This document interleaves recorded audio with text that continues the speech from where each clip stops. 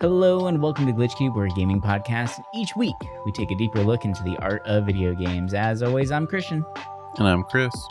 And welcome back, everybody. Thank you guys for joining us once again as we dive further into the world of games. So this week, we are bringing back a concept, a little mini-series that we did back in the day on game mechanics, which was really fun, really enjoyed going through all those things. And there's a lot to talk about when it comes to the evolution of game mechanics, the history behind them, where they came from, how they started, and what made them popular, and what stands out about them. Why did we need these things? How did it revolutionize the gaming industry as a whole? So we wanted to kind of play around with that again and start diving into some more game mechanics. And this week we are going to be talking about the first-person camera. So you can argue, I guess, that the first-person camera has always been a thing, but it really hasn't, right? When you look back at a lot of these older games like Pac-Man or things like that, they were top-down, right? Or even Pong. Pong was a top-down version or viewport. The first-person camera came in play when you were able to feel like you're completely immersed in the game itself. It's from the player's perspective as if you were playing or walking through that area on your own. And this concept was revolutionary. It changed the way that we looked at games, changed the way in which we felt immersed with them, right? And it has a pretty early start to it, but a lot of people like to think that the first-person camera actually started with Doom. Now, that is not true. I mean, id Software has revolutionized gaming as a whole. It made first-person shooters what they are today. It is the, granddaddy of them all, but it is not the first-person camera game. There's a lot of firsts in there, but, anyway. There's a pretty long history behind this stuff, and it's actually very interesting and a lot of fun to, dive in through this stuff, but I don't know. Do you want to jump us off with this and kind of dive into for the first-person camera a little bit more? Yeah, I always knew that there was first-person stuff before Doom, but I didn't know how far it actually went back in time. And the first thing that I could find that wasn't a racing game, because there were some racing titles that kind of mimicked first person, but it was I don't know how to describe it. It's those old kind of machine style, not arcade. Well, I guess they kind of were a standing arcade, but that was not really the actual thing. But the first one that I could really find was called Maze War. And it was kind of more of a proof of concept. It wasn't commercially sold or sent out. It was developed by high school students actually as under a NASA work study program. And that's so cool. Yeah, I was I love the fact that people in the early game development, they were there for a completely different purpose, right? They were using these computers for work when it came even with Tetris had that same history behind it, where this was just something that they did on the side for fun. And now we got these amazing games, and Maze War is just another example of that. So cool. Yeah, and I'm it's interesting because when you look at a lot of these older games, a lot of them are flight simulator kind of games or war games. And it's interesting because you could probably guess that back then those games were made for those kind of situations or for learning, and then, it just became kind of a game afterwards. But yeah, so it was, they were kind of shaky on the exact date it started because it was kind of a small project. But following up afterwards, it ended up getting local multiplayer via a system link. So if you hooked up two computers through a cable, you were actually able to play a local co-op or local multiplayer with it, which is fascinating because you have to remember this is early 70s, right? That's really, really cool.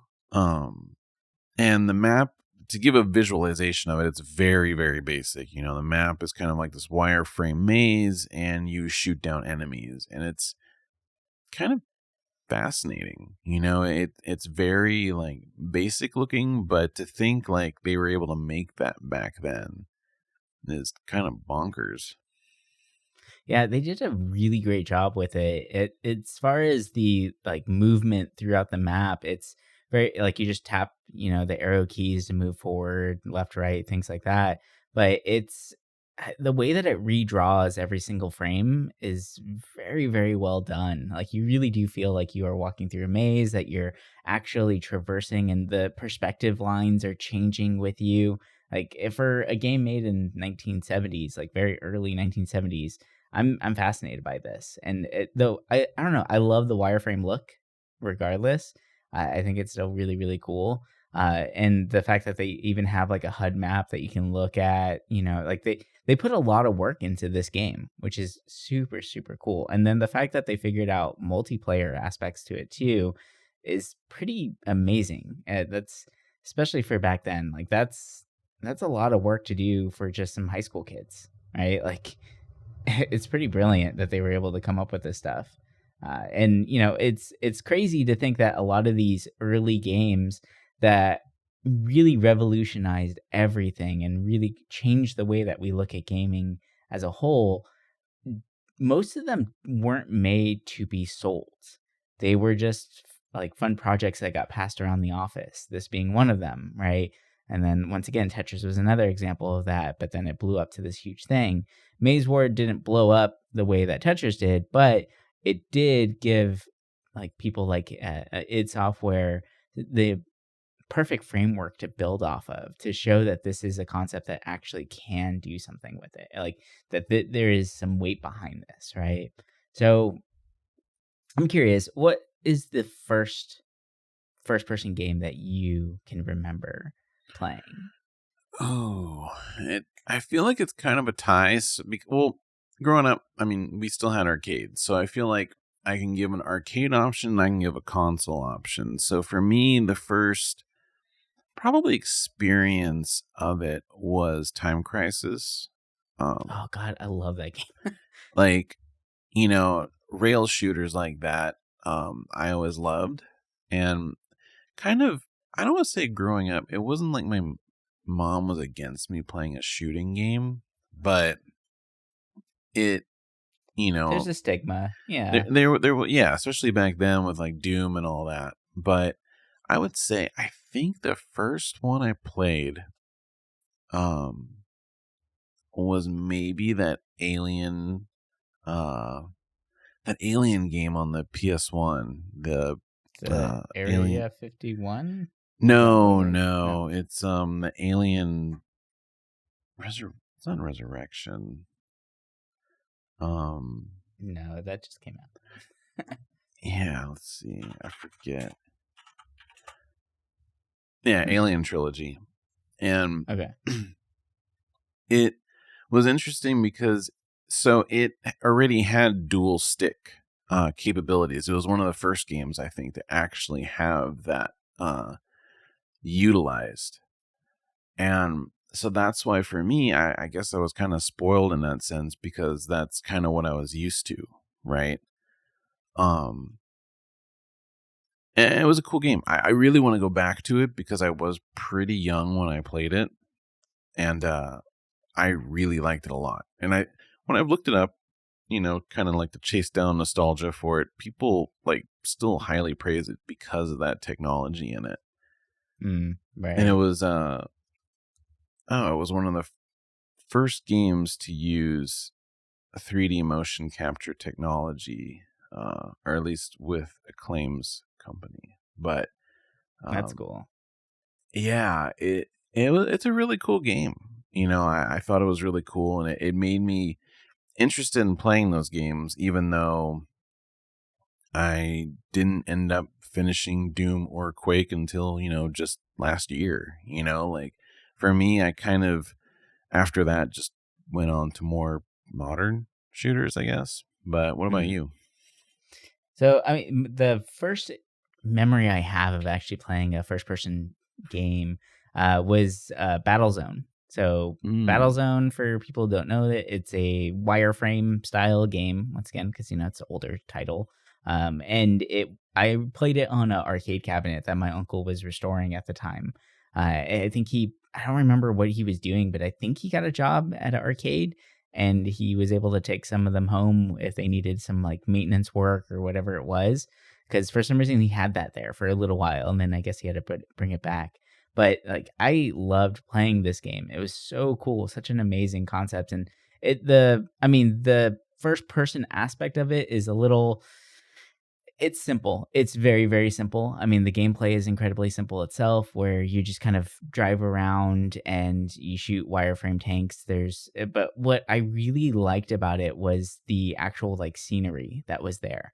I thought it was fascinating that, because typically like games before this, when they were trying to do first person stuff, or from ones that I saw, it was very much like Maze Runner or Maze War, where it's just, flat walls, right? Everything is very like square and that's about it. But then this game, Battlezone, you actually had mountain peaks in the backgrounds and like pyramids and all this cool stuff. And there was actually a moon there too. And like the tanks were constructed in a way that they actually look like legit tanks, and you can see the enemy gunners like rotating to where you are and see these other enemy tanks driving around. And it was fascinating. It was so interesting to play this title where they were able to play with the vantage points that way. And there was a radar on it too, which was really cool. Like the fact that they had that, and then even whenever you got shot, like wireframe cracks would show up on your screen to kind of like distort what you're seeing. There was a lot built into this game, and it's like deceptively simple because of the way that the graphics are. But I love that old school aesthetic behind it, where it's just wireframes like that in games like Asteroids, right? Like I they were able to accomplish so much with so little, and it's fascinating, so fascinating to see this stuff. But yeah, that was a lot of fun to play with, and just seeing like screenshots of it now, and just the colors, right? That bright green, it just brings back so much memories. Honestly, I wish I had a cabinet of that. Still, I would play the hell out of it. But yeah, that was a lot of fun. That was a really great memory to have. But as I try and like remember what was the next game that really stood out to me as far as like a first person camera goes, I ended up playing a lot of like RPGs after that. I was playing a lot of Mario parties, a lot of that kind of stuff. Like I was growing up as a Nintendo kid, and so the next one that was really stuck out to me was probably GoldenEye. Like Mm. that one really changed everything, and just have such fond memories of playing GoldenEye with my friends that I don't know. There was something very interesting about it, and I'm not like a huge first person shooter guy, but that game really stuck out as just a super fun time. Getting all the cheat codes right, so you can do like big head mode and Yeah. paintball and all that stuff was super fun. I absolutely loved it. Or playing all rockets, right, or golden gun only, that kind of stuff. And whoever played Odd Job was a cheater. Like I always thought it was hilarious that even Odd Job had a smaller hitbox than everybody else, because it was just still early in the gaming cycle where that was a thing. But there is a lot of really great memories behind those things. But the I don't know, the first person camera is such an interesting concept, because like when I think back, like going back to Battlezone real quick, like I didn't need to have a character there, right? I didn't need to know that I was in a tank or I was driving around, because you can feel that immersion early on. And I think that's what a lot of these game designers saw whenever they first saw games like Maze War, was like the idea, the revolution of, you can actually put the player in the game. You don't need to have a like a mascot character anymore. Like that's not necessary. Now we have the ability to make the player the main character. And that is just so cool. And like the ideas of early immersion are just so interesting to me. Cause I mean, back then we had mascots, right? We had like Mario, where I am not playing the game, I'm playing as Mario getting through this game, right? But when you Hmm. start playing games like this, where it's like, no, like it's me, I'm the one doing this, right? So there was this really, I don't know, really cool concept with that, and I really, really do appreciate that. So I feel like with the first person camera came full game immersion, and it's amazing to see where it's gone to now, right? And how far we've gone with the first person view. But it's crazy. The amount of work that was put into some of these titles is just amazing. I love it. I always thought Battlezone was cool. I recently played the VR version that came out on the, Oh, that's cool. and it was, dude, it's really cool. Like, you really feel like you're in the tank. Like, you got your whole like cockpit and everything, and it's a really cool game. But I just like looking how at that the game's still original, alive is great. yeah, I mean, it's like one of those Atari games that like just has stuck around, because it was so different. Hmm. Um, but even so, like right after Maze came out, and people were kind of on the fence about maybe this game being the first person, but uh, Spasm Space 'em. was this other very early flight sim game, and it was created on the Play-Doh network. And Okay, yeah. basically, what the Play-Doh was it started in 1960. It stands for Programmed Logic for Automatic Teaching Operations. And it was like the first generalized computer assisted instruction system. And it seems like it was stationed in the University of Illinois. And Hmm. basically, it was the thing that kind of created what we have now with technology. I mean, kind of jumping away from games real quick, like thanks to it, basically, touchscreen back in 64, plasma display, different kind of online communities. You were able to do email with it, and multiplayer games too, like over the local network, right? Not just wired, but you could like connect to people like LAN, basically. Hmm. And That's crazy. and this was all like late 60s, early 70s, which is just, it's insane to know that that kind of stuff existed back then. But so this game, it it was kind of the same in the sense where it was like, you're flying, you're shooting down enemies, but kind of the big thing that stood out to me was just that multiplayer. Like, network multiplayer must have been insane to think about back then. Like, it's weird to think about that at all before the 90s. Even then the 90s was already kind of like still pretty early. I mean, I still think that making a working multiplayer game is difficult today. Oh yeah, And there's so many assets, especially when you think about like the security side of it too. oh yeah, and the fact that back then, like LAN was so revolutionary and so much fun to be able to actually play these games with your buddies. Like that was such a huge thing.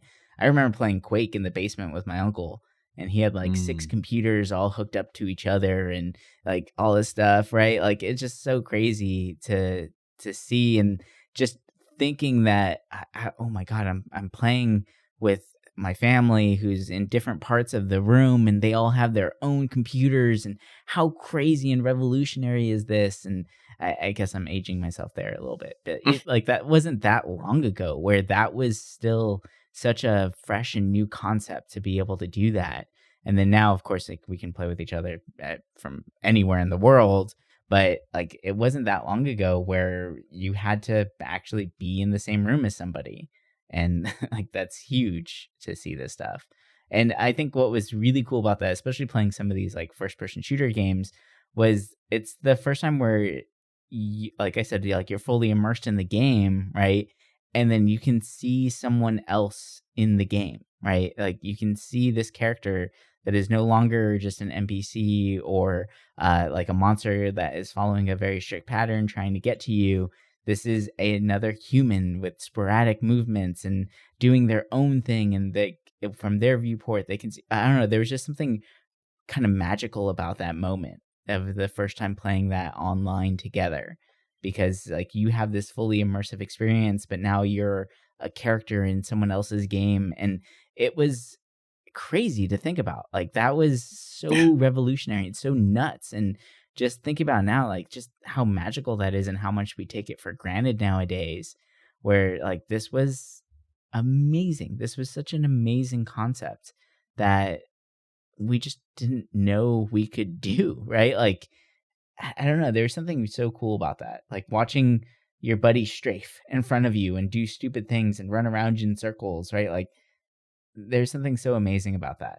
And I don't know. I feel like that magic is kind of lost now because we take things for granted and it's just kind of expected.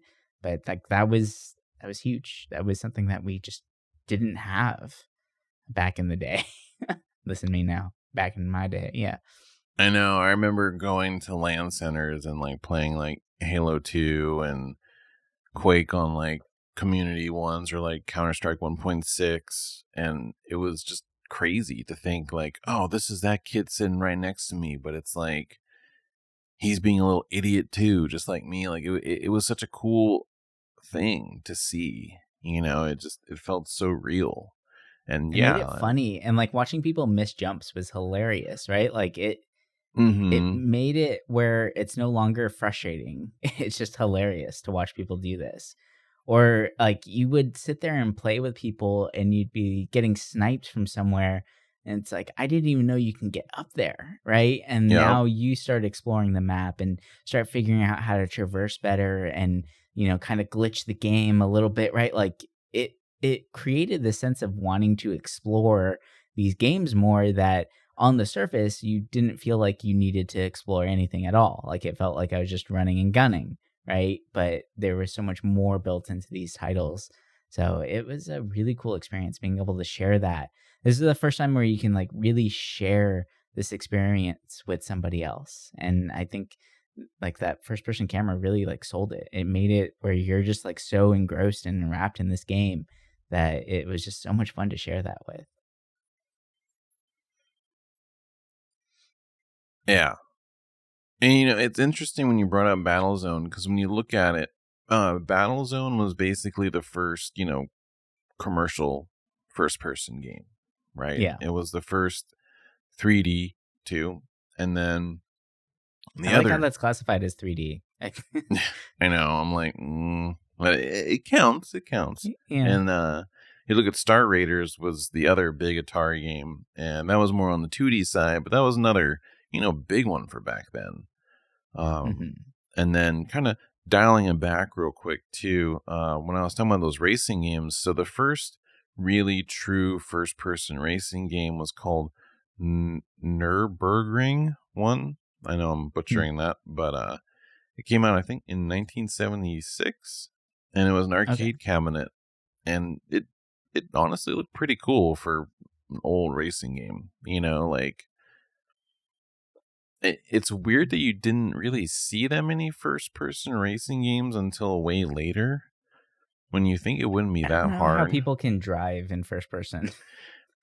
When I it's I like can't. that, like old school, I feel like I can do it, but nowadays, like I was thinking about playing when I was playing Cyberpunk, right? And I was like, oh, I'm gonna play first person driving. And I'm like, dude, I hate it because one, your car is long half the Hmm. time, so you're just hitting shit. And it's just like, it throws you off because, you look at the straight ahead of you and you're like, okay, this is my bubble, right? Everything I can't see off the screen, well, it can't touch me because I can't see it. But no, your Right. car is still big enough where you can still hit things to your side. I mean, obviously that's Hmm. realistic, but to me in my dumb gamer brain, I'm like, I shouldn't be hitting that. I can't see it.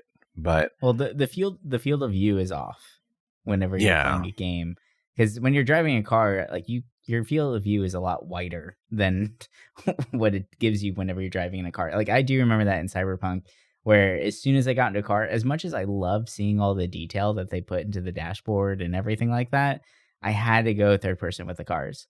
It's like I yeah, can't same. do this. And same thing with like Grand Theft Auto and all that. Like driving in Hmm. first person in Grand Theft Auto is a nightmare because you only see like a quarter of what's in front of you. You don't actually see behind you, to the sides, any of that stuff. Like, it just feels so wrong to drive in first person. So I just don't know how people do it. I know some people are really into it, and the fact that that's an option, that means that people like it, but I just don't get it. I can't. And they're monsters. Yeah, they're definitely crazy people. No, thank you. But yeah, so the history of it, and I always think it's funny how Doom keeps getting brought up for like these for first person, right? And how it always gets put into the history books of being the best of it. But there's a game that came out before Doom, and it's by id as well. There's a couple of them that came out actually. The first one that I found really fascinating and it looked amazing is Hover Tank 3D, right? Like, Hmm. that title is really, really interesting. I mean, it's basically the same like model layout as Doom or Catacombs or whatever, right? But you're a hover tank, Hmm. and so like that was a really cool thing. But I love the fact that a lot of these games back in the day, they had to specify 3D in their title, like that was the selling point. But yeah, hover tank was a really cool one, and once again, like, kind of falling on the whole Battlezone vibe of what it looks like you're driving around. So that's one of those. But I have to say, like, after doing some research, the one that really blew me away, for especially for how old it is Catacombs. Catacombs 3D, which came out before Doom, looks amazing, and in my opinion, looks better than Doom does. And it's an older title, but the way that they were able to do the pixel art on the hand that's in front of you, because you basically just shoot out spells, right, from this Mm-hmm. hand that's in front of you, and it just looks so good. Like, I'm really, really surprised by how clean the graphics look, how bright everything is. It just kind of blows me away, and this really set up the stage for Doom. Like, Doom was built on top of this because it's id, right? And it just kind of, yes, they rebuilt their software for every single game that they made to try and make it bigger, better, faster. But Doom was had to have been built on the framework of this, right?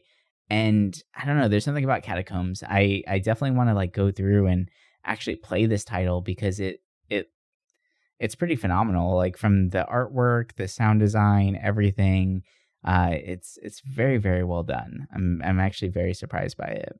I don't And know you if can you've seen that. So and you can tell it has a lot of that kind of you can tell where Wolfenstein really got its look from, because it reminds me a lot of the look of it, that yeah.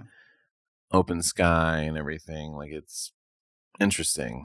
Yeah, I kind of want to check it out. And it so it used texture mapping in that game, which was influenced by um Ultima Underworld. And that's kind of what I was going to get to next with this, is that, back then RPGs were kind of in a weird place, right? Like, you had your typical top-down JRPG kind of in Hmm. the 80s, right, with Dragon Quest and like a couple other titles too.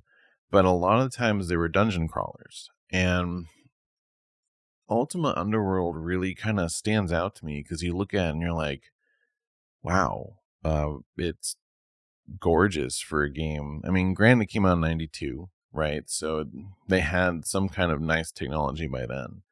But Hmm. it did a lot of firsts, right, in the 3D space. So it had basically the first texture map environment, and it also was the first for having polygonal objects in it. Mm. And when you look at it, it doesn't look like much, but when you think about back then, it is kind of crazy, because I mean, it's just stuff we take for granted now. And Well, this has to be one of the first games where it had it where in the game you can physically with your mouse pick up an item off of the floor and drag it into your inventory that was off to the side of a different screen. So as mhm. soon as it got off the viewport, it changed to the icon for the menu, and you're able to actually drag it into an appropriate slot or an empty slot. Like that right there, that mechanic alone, I mean, that's amazing to see from that early on and having like full inventory management and everything. There's a full spell list. You get a spell bag. Like there's a card with like there's a lot there, which is really, really amazing to see. They put a lot of work into this game. And for it being so early on, that's kind of mind blowing, honestly. Yeah, it was in development for almost 3 years, and then they got a lot of their inspiration from like Wizardry, and a lot of those older. For me, those kind of older RPGs are a little bit harder for me to get into. I Hmm. do like dungeon crawler kind of games like that, but it I almost feel like the story's never like fully engaged me at all. Right. But it's something I want to give a try. Like I've heard amazing things about Ultima, and especially certain ones. And I think it's a genre I definitely want to check out more. I think I'm more used to the Kingsfield kind of RPG when it comes to that, where it's more like, Elder Scrolls style, where it's more fluid and a little more what we're used to right now, Right. with that kind of first person. And I think that, speaking of Elder Scrolls, when I played, sadly I skipped Morrowind because I felt like I was kind of young when that came out, but Oblivion was one that really made me enjoy first person, games like that. And I, to this day, I still kind of put those second, right? Like I'm to this day, I'm still big in the JRPGs, and I love being able to see my character and do all that kind of stuff. But as I'm getting older, I'm starting to really enjoy those first person RPGs because it does feel like you are there, like you are role playing this character, and Right. it feels real. I mean, a lot of these worlds are big. That's the point of an RPG, right? You want to get immersed in the world, and what better way to do it than actually see through the eyes of this character? And yeah, so I've been kind of like making a huge list, right? I'm making a list of like CRPGs, like Baldur's Gate kind of games, but I'm also like, I want to play these kind of first person older that so many people talk about. And it's insane how many there were back then, late 80s, early 90s. Like, it's crazy what they were doing. Yeah. It's pretty mind blowing, honestly. And so I I want to ask you this question because I'm curious of what you think about it or what maybe your reasoning might be for this. Hmm. But I was when I was looking up the camera stuff, I ran across a random question. I think it was like on Quora or something like that, where you can tell this person probably doesn't know anything about game development or how much work actually goes into this stuff. But they asked, why doesn't every game that have a first person and a third person camera option? Why isn't that a thing? And I'm curious of what your initial thought behind that is because the camera has evolved so much, right? We had the still Starfield, frame. baby. Yeah, right. There you go. Uh, They but did it. they did it, but there's a lot that goes behind that, right? And Hmm. I mean, with the camera evolving so much and the way technology has evolved so much, why not have multiples, right? Or make it an option where you can do third person and first person for every single one. What limitations do you think might cause that? I'm kind of curious. I think the perspectives, every time, like a Bethesda game, I feel like they're one of the few that really does it. Because I know in Fallout you can do it. I know you can do it. I think in Skyrim, I forget, but it just feels weird. Like your character just looks so awkward when you're running, Yeah. and you can tell that they made this a first person game first and foremost. And the third person part of it, it feels like when you're in your game engine and you have your character model just standing there and you're like making it do stupid little dances. It's like that's what it looks like. Like your character is always kind of like, if not in the center of the screen, it's a little bit below it, and it just Mm, feels yeah. very, I don't know the way to describe it without just saying bland, but you can tell like there's a lot that goes into one perspective over the other.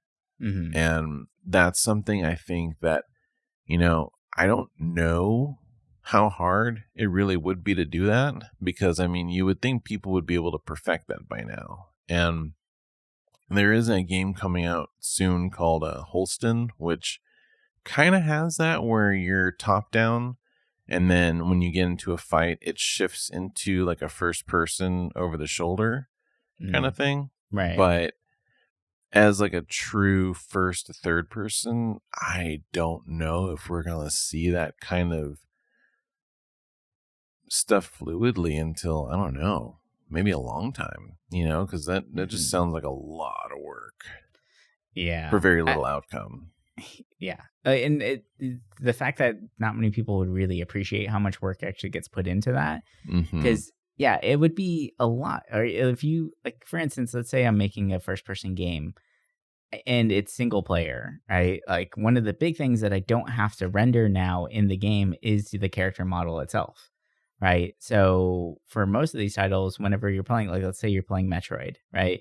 There typically isn't a character there. It's just the arm, right? It's like, so the rendering is much easier. The camera viewport can be just stationed based off of that. The colliders can be something a lot simpler, something like a capsule collider. So it's just a capsule shape, kind of looks like a pill bottle, right? Or just a pill. And it's just a lot easier to program for that if you're doing a first person game. Whereas with third person game, you have to worry about collisions of everything that's going through. So you don't have clipping or anything like that, or any unwanted issues. So if you are trying to bounce back and forth, I mean, the best way I could think of doing that is kind of making the game twice almost, right? Which is a little annoying, or making the player character twice. So you make a third person character and then you make a first person character, right? But if they switch between those views, you're basically unloading the third person character and loading in the first person, and then vice versa for going back and forth, right? So like that right there is probably why we don't see it more often. As much as we think that it would be easier to do so, you are basically creating double work at that point, right? So when we do see these games that do have it where you can bounce back and forth, there is noticeable issues, right? Like, it is kind of like clunky or weird, or the viewport is a little off because they are using the same character model, or you feel like you kind of get stuck on certain things whenever you feel like you shouldn't be getting stuck there. So like, that's what, in my opinion, what that is that it is literally just shifting. Like, there's two different cameras on the character itself, right? There's one that is in the first person view, and there's one that's in the third person view, and it's just swapping back and forth between those. But at all points in time, both, like, the whole character is loaded in completely, right? So that's where I could feel like maybe you get some like janky issues with that. It's the same thing whenever you're driving a car, right? When you go first person to third person, and why first person might feel weird is because it's just putting the camera inside the car, right? Like, it's not actually really formatting or really paying attention to the vibe behind it, or like the wide angle that you really should have when you're driving a car. So it's just a matter of how much work do you want to put into the title. So it's tough, and we are starting to see a lot of more games that are putting in the work behind that, I guess you could say. But it is a lot to do. Like, there is a lot that really is needed to make that happen. And asking a game company that's already taking years to make this stuff work to now do twice the amount of work, that's not really fair, right? That's a lot to ask. So, if you are one of those people who are asking, well, why isn't this a more commonplace thing? Well, that's a lot. It's a lot to plan for, and these guys are already doing so much work. And if you have artists or game designers that have spent so much time on an amazing character model, and you just want to go first person, like, you're kind of taking away from all the work that was put there. You're almost saying like you're not appreciative of the work, in my opinion, right? Like, so it's one of those, like, the game was designed this way based off of the designer's intent. So enjoy it based off of that, right? Like play the game and don't try and change it for your use, right? Like I know that people think I spent money on this is mine, I should be able to. It's like, no, like you don't do that when you go into a movie, right? You don't go to a Yep. movie and be like, oh well, I would have done this and this differently, right? It's like, no, like that's not how this works. Like they made this game and they made it the way that they feel like you can get the most enjoyment and the best immersion using this style. So just kind of enjoy it as it comes, right? So I don't know. That's my little don't bash on gamers so much or game designers, right? Spiel there. So Yeah. There's not enough reward for doing both. no. 'Cause no matter what, someone's gonna talk crap. So all right, well, that's going to do it for us this week. Hope you guys enjoyed this little conversation here as we're diving into some game mechanics, all about the first-person camera, some little history behind it. Hopefully you guys have learned something or learned about some games that you might not have heard of, and maybe you're checking them out now. Yeah, there's a lot of really cool ones, especially these older games, and to think that, this revolutionary style started back in the 70s. It's pretty amazing. So definitely recommend people checking that stuff out so you can have a better appreciation of the work that gets put into these games that are making right now. Especially with the, how difficult the gaming market is. There's a lot of layoffs and a lot of people who do a lot of work that are just underappreciated for the amount of stuff that they're doing out there. So really take the time to just enjoy and soak in everything that they've done, because they are doing a lot out there. But yeah. Anyway, we'll talk to you guys next week with some more games and all that good stuff in between. But until then, bye for now.